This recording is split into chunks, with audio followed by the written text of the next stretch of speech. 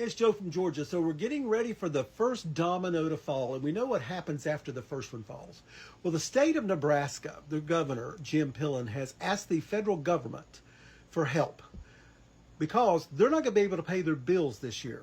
And here's the problem in Nebraska. They had over a $2 billion contract with the Chinese government to export soybeans to China. Well, out of that $2 billion, they've canceled all the contracts. So out of that $2 billion, $350 million was state revenue taxes.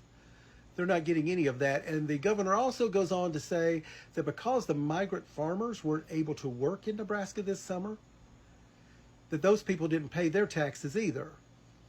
And the farmers who already have crops in the ground, folks, they've already spent their money. They're going to need help too because they're not getting any money from the contracts anymore. So Nebraska is the first state.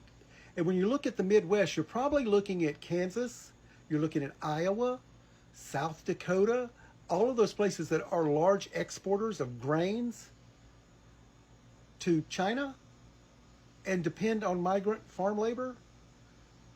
They're not going to be able to pay their bills either. So here's the first one to fall. But of course, as we do know, a certain person in a certain house in Washington, D.C. at 1600 Pennsylvania Avenue, they know all about bankruptcy. I'm sure they'll be able to help. Well, the state of Nebraska and their governor Pilling is asking Donald Trump for help. See, the state of Nebraska is facing bankruptcy. Why are they facing bankruptcy? Well, let me tell you why. Because of the tariffs and farmland, they can't afford anything, and a lot of bad state business decisions. Now remember, Nebraska is straight red. They are Republican through and through. And now they're about to go bankrupt because of tariffs, farmland, and not doing the right thing with their money. So Governor Pilling is asking Donald Trump for help. No word Trump will help him. See, this is what happens when states don't do the right thing and the federal government don't tell the states, no, no, no, you can't do this. So Nebraska, who loves nothing but MAGAs and Republicans, that's fine.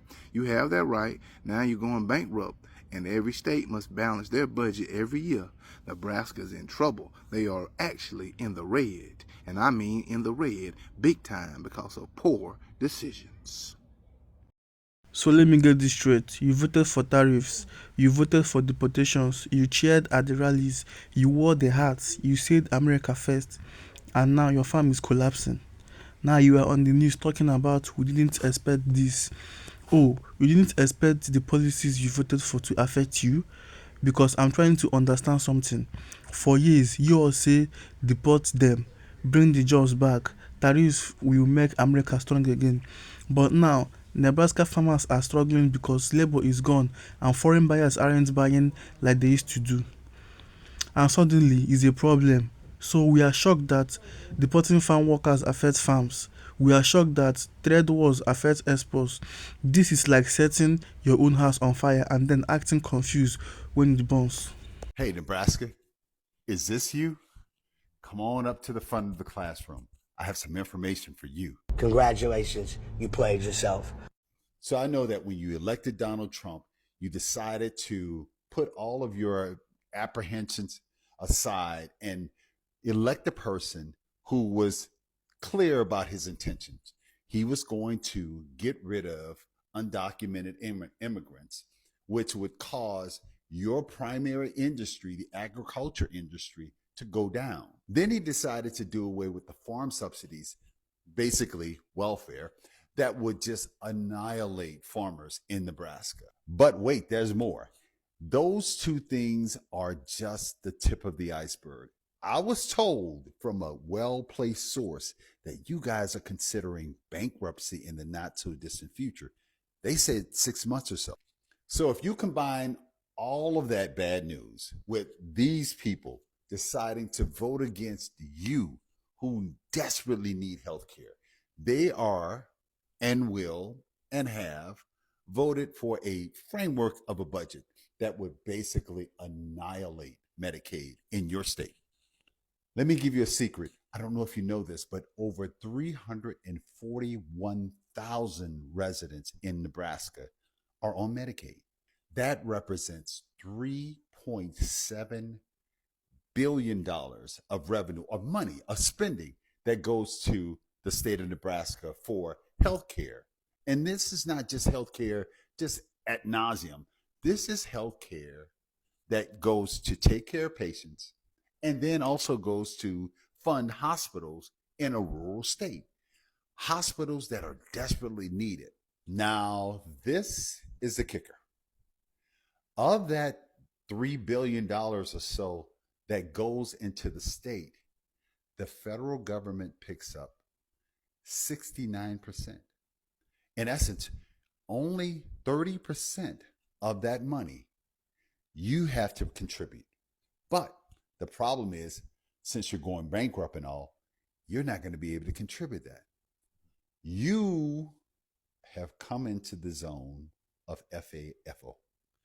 Unfortunately, that map, this map, is going to be your downfall. So by now we've all heard that Nebraska is going to go bankrupt in about 2 months, 60 days, give or take. And Nebraska was a state that voted overwhelmingly for that guy. And now they're all crying and screaming because their workforce is gone. All the immigrants that were there doing whatever they did for them, gone. All these people jumping on TikTok, all over social media, complaining about how they're about to lose their farms because they don't have anybody to work the farms. My thing is, like, when the man told you he was going to deport the immigrants and y'all still voted for him, did you think he was joking?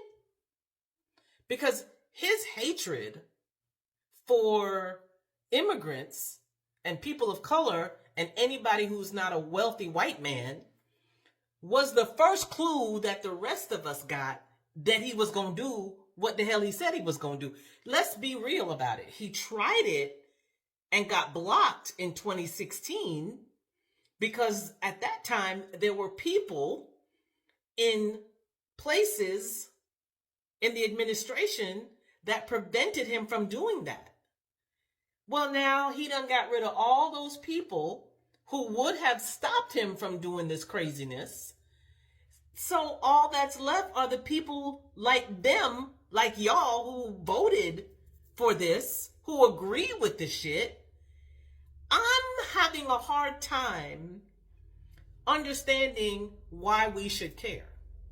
Why those of us who didn't fuck around but are also finding out, why are we supposed to care? Why are we supposed to be like, oh, you are sorry and you regret your vote because you're about to lose your family farm and God knows what else? We all got drama that we got to deal with and live through.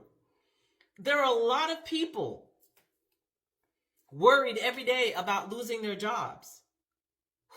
People who have jobs that are 100% federally funded, who are worried every day that they get up if that's going to be the day that they go to work and they tell them, oh, we're done, you don't need to come back.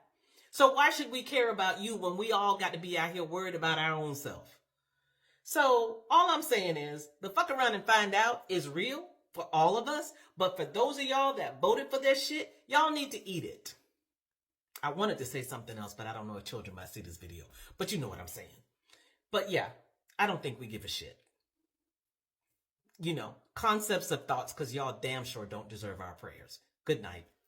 Nebraskans are pissed. Bigly, Askins, the Askins are pissed. Nebraskans. No one wants to hear Farmer John with his butt crack showing, married to a Karen, complaining about losing your little farm when you voted for me. They don't feel sorry for you, and I don't need your votes anymore, so I don't care. Bigly. Nebraskans, what did you think was gonna happen? If all your workers were Mexicans and we got rid of all the Mexicans, who's gonna be your workers? Guess what? You can take a page from the book of the Native Americans, followed by the African Americans, Chinese Americans, Indian Americans. Listen, what we're gonna do is crash the economy so all the rich people can buy up everything for super dirt cheap, including your land, Nebraska farmer dude. I don't know. And once we buy it for dirt cheap, we will hire you to work on said land. Hello, this is a tale as old as time. We've done it so many times before. And the fact that you thought you were exempt is absolutely hilarious. Bigley, it's funny because you guys are really effing around and finding out. Decided to put a little pause on the tariff situation. Canada had a problem and we came in and helped them solve it. They had a problem that there were tariffs that they could not pay. And I said, I will be your savior. I will take the tariffs away. You're welcome. Thank you. Nebraska, I've actually sold Nebraska to Vladimir Putin. And we know I like to say Putin. That's my friend. In exchange for 2 new mail order brides that should be here by Thursday. One of them's gonna come with me into my forever cryo chamber where I will live in infamy and be the president of the United States for the rest of existence and time. Bigley, we're doing very well with Russia. Russia's really enjoying us and we're really enjoying Russia. And they're bombing the hell out of Ukraine right now. And I don't like the Ukraine guy because that guy is tan and he's kind of sexy. I'm not gonna lie, and I don't like that about him. Vladimir Putin is much more pale. He makes me look shiny and orange. And that's the kind of leadership that I really look up to. Bigley, I do. We're having a good time. Everyone's having a good time this pregnancy, and you guys keep trying to come and interfere with your world news and your disasters. We like a good disaster. It's good for the millionaires and billionaires because we can buy up everything dirt cheap, including labor. Including you. We need a workforce. Too many of you farmers want to own your own land with government subsidies. Not anymore.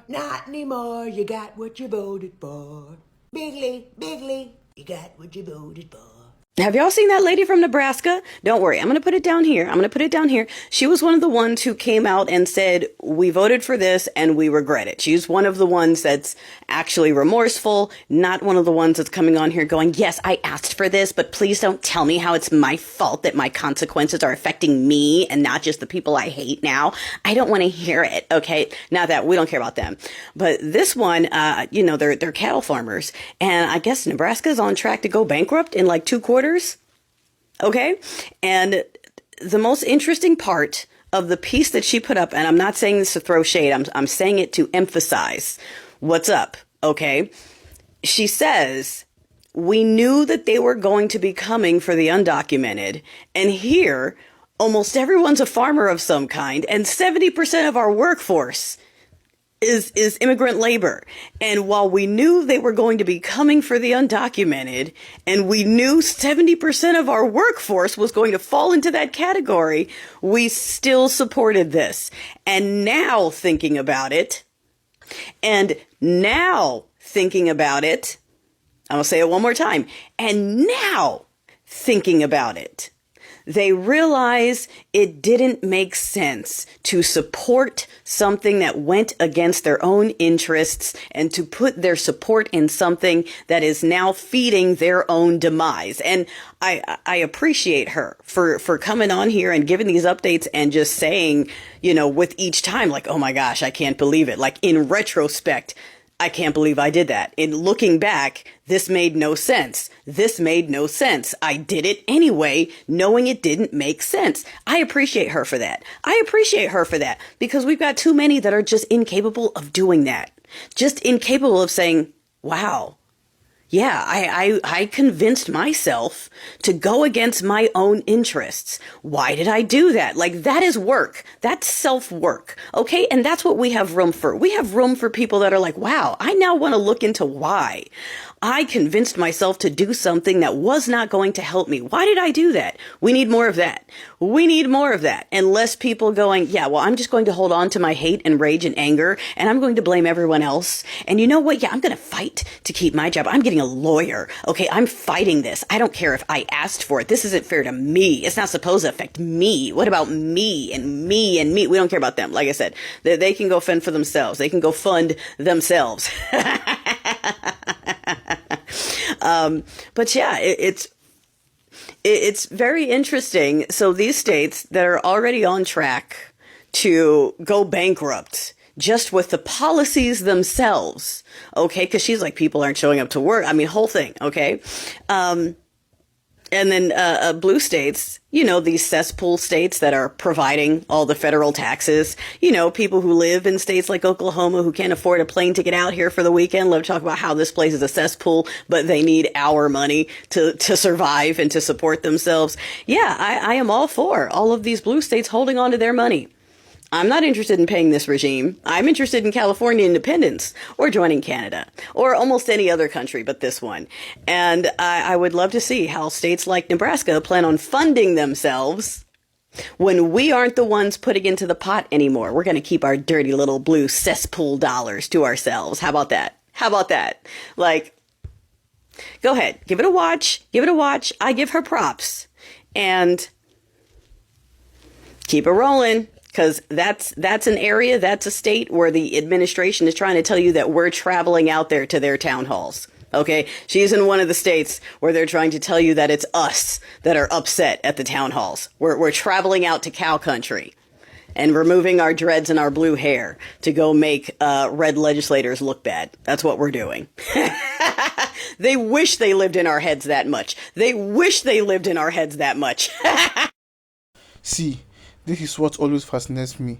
When black Americans complain about policies hurting us, we are told, stop playing victim, work harder, take accountability. But when certain voters support policies that directly damage their own industries, suddenly, we didn't think it will happen like this. This isn't what we meant. No, it is exactly what you meant. Tariffs aren't magic. They increase costs. They reduce export competitiveness. Countries retaliate. Farmers lose overseas buyers. And deportations, you remove a major portion of agricultural labor. What did we think was going to happen? Crops harvest themselves. You can't chant mass deportation at rallies and then be shocked when there is nobody left to pick your produce. And what really gets me, some of these same people were online mocking others for struggling economically. Now, bankruptcy is knocking on their own door, and suddenly, empathy is needed. Interesting.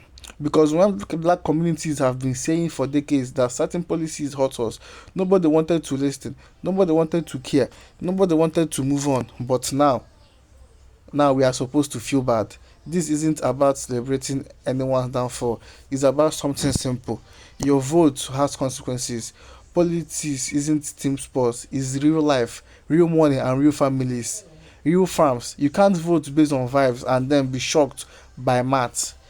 At some point, we have to grow up politically. You don't get to light the match, watch the fire spread, and then cry about the smoke. Accountability doesn't stop at ballot box. And maybe, just maybe, next time people will think about policies beyond slogans and red hats, because America first sounds good until your own farm is last. And that's the part nobody wants to talk about.